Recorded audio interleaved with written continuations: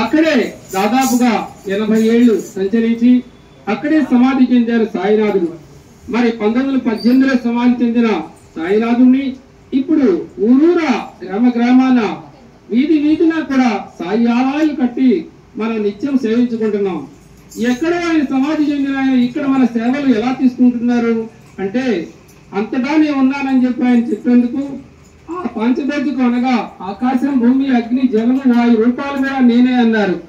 కనుక ఈ సృష్టి ఉన్నందుకు అనగా ఈ విశ్వ చైతన్యమే నేను. చైతన్యానికి మన హృదయంలో ఉన్న చైతన్యం, సాయినాథుడి చైతన్యం ఒక్కటే. కనుక మనం కూడా తెలుసుకుంటే ఆయన చెప్పింది కూడా అదే.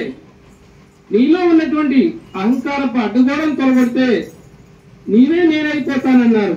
అనగా సాయి స్వరూపులుగా మనం మారాలి అంటే ఆయన యొక్క అనుసరణ, ఆయన ఏదైతే మనకి బోధించారో అది నిరంతరం ఆయన నామస్మరణతో ఆ దివ్యమైనటువంటి చరిత్రతో పారాయణ చేసుకుంటూ ఆయన యొక్క దివ్య లీలల్ని స్మరణ చేసుకుంటూ చక్కగా ఆయన చూపిన మార్గంలో సర్వస్వ శరణాగతితో కనుక మనం సంచరిస్తే మన జీవితంలో చక్కగా ఆయన యొక్క స్థితి, ఆయన అనుగ్రహాన్ని పరిపూర్ణంగా పొందుతాం.